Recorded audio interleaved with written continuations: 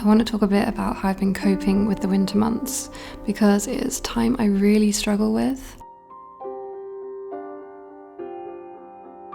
Ireland is obviously a notoriously wet country, which isn't ideal for my constitution, but the beauty of it draws me in, and I also feel like the other half of my ancestors are somehow calling me back, so maybe it's no coincidence I am now engaged to an Irishman. Okay, decided to record the realities of buying your dream countryside cabin. Oh, I can hear water running through. That's a good sign, I'll tell you about that later. Oh my goodness. Okay, so just arrived at our beautiful cabin getaway, let's call it. It's practically a cabin at this point because nothing's working.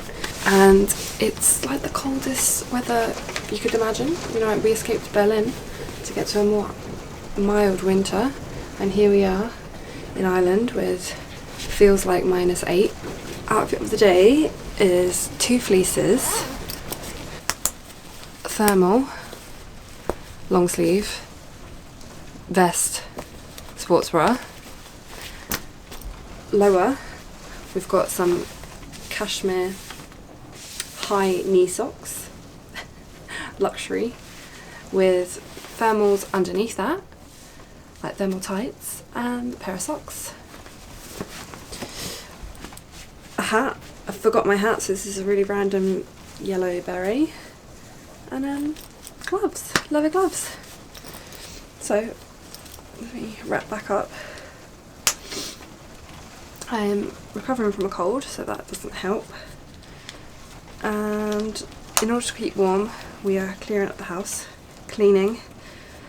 Luckily no mice this time, but loads of dead flies, like you won't believe. Like mass graveyard of dead flies. They seem to nest in the... Oh, Mark's calling me, hang on.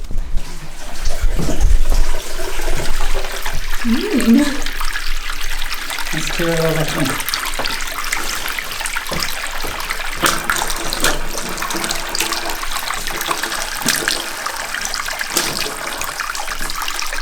Good news.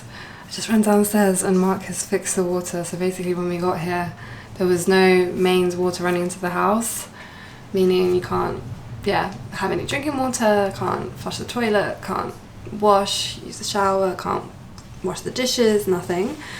Luckily we figured out that we could still light the fire and also put the boiler on, so we had some heat, but it was just going to be a nightmare if we're here for a month and there's no water. Oh, amazing.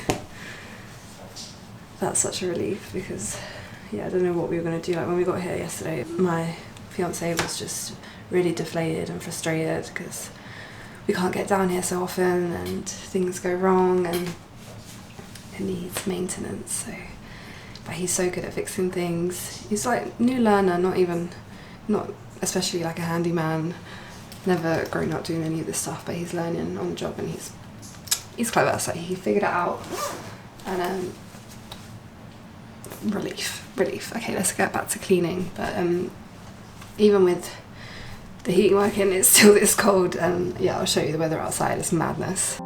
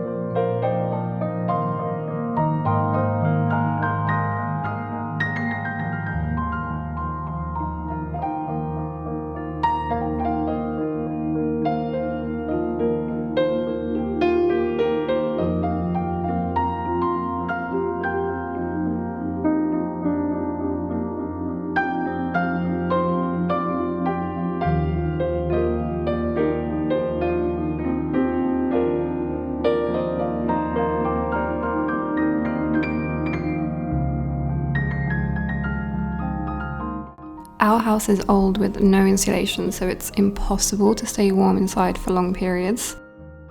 Since we were staying there for the whole month of January, we came up with a strict daily routine for keeping warm and would plan our activities around this.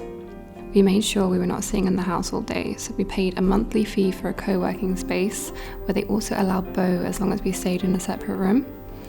I wasn't complaining though, as it was like having my own private bonus office space. Regardless, I still dealt with chilblains in my extremities, and as we both have desk jobs, we really tried to prioritise getting to the leisure centre after work, getting in the gym, running, swimming, going in the jacuzzi to get the blood pumping around the body, and then ending with steam and sauna to boost circulation. Obviously this isn't the sauna, but I couldn't record in there, so enjoy this gorgeous clip from last summer. I noticed afterwards I could keep warm for a lot longer, so it does make a difference. And you can get a similar effect still at home with like dry brushing, steamy baths, alternating between hot and cold, and of course in the winter months it's so nice to go slow and take some extra time to pamper yourself with the little luxuries. So here I am oiling my hair with a rosemary oil blend. These ambient videos on YouTube are also so nice to put on in the background when you're studying or reading and just wanting some nice cozy feel in the cold winter months.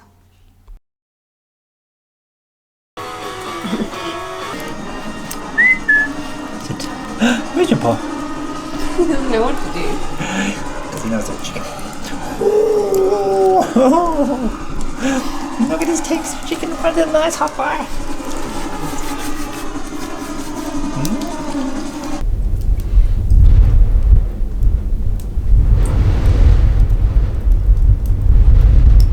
We chose pretty much the most extreme month weather-wise to be in Ireland, as on top of the snowy weather, which is a rare occurrence, we were also there when Storm Éowyn hit, which was an extremely powerful and record-breaking cyclone.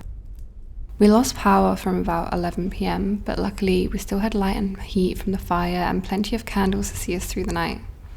With the storm came an electrical, excitable energy I felt, so I was actually so awake, and we stayed up until 2 AM sitting by the fire, singing, listening to music on a charged up Bluetooth speaker. We were warned that power might not return for potentially a while, so I took the opportunity to use the last of the hot water we had to wash my hair. I only realised afterwards that I couldn't use my hairdryer, of course, so I sat patiently in front of the fire instead, which was quite novel. The power luckily returned the next morning at around 10 AM and the house was still standing, so we were relatively unscathed considering other parts of Ireland were really badly affected with like fallen trees, damaged properties, and like no power, internet, water for up to a week.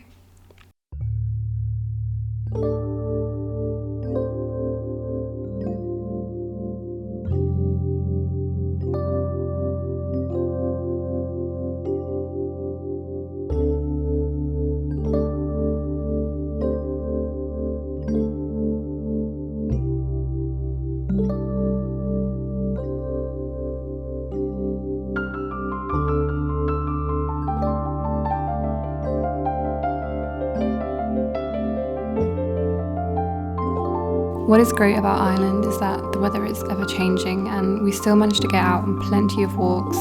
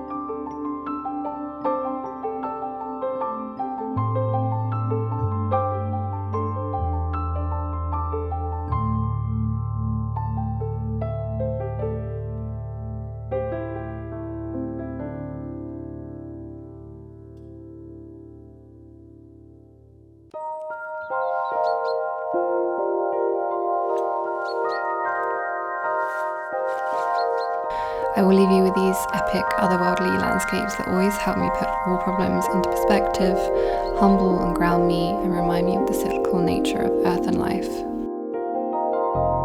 Until next season, take care.